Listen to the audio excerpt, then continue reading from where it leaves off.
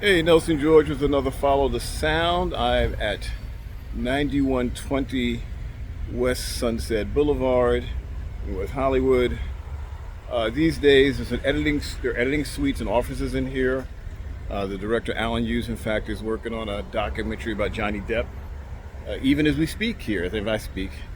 But I want to talk about what this place was in the 80s and 90s. It was home base to Geffen Records. Started by David Geffen, probably one of the most powerful men in the history of the music business. To list all the things David Geffen has done in the music business and entertainment, it would take about 15 times the time I have. Let's just say that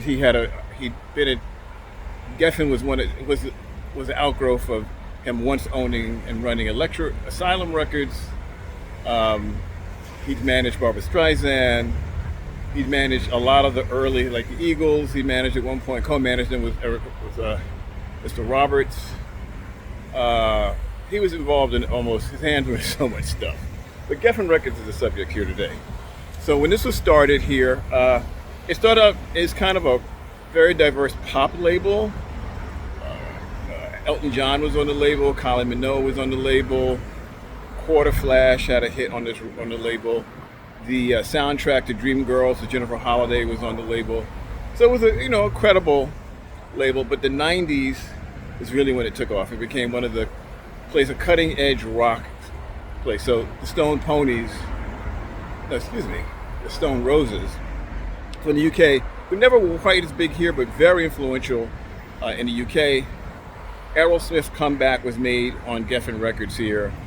Sonic Youth, New York indie icons made their records here. And Nirvana. Nirvana was on Geffen Records.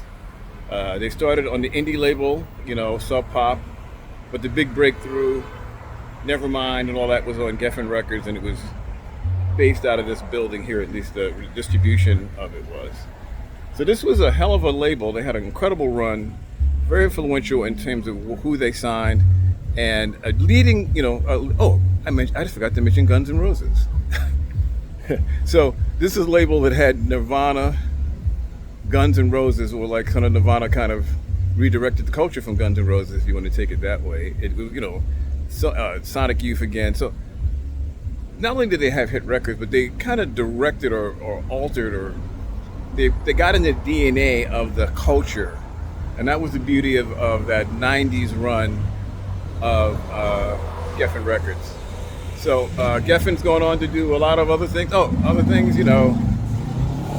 he's a huge supporter of HIV research. So I want to give him a shout out for that, because that's been very important. So Geffen Records in this building here, still entertainment stuff happening here.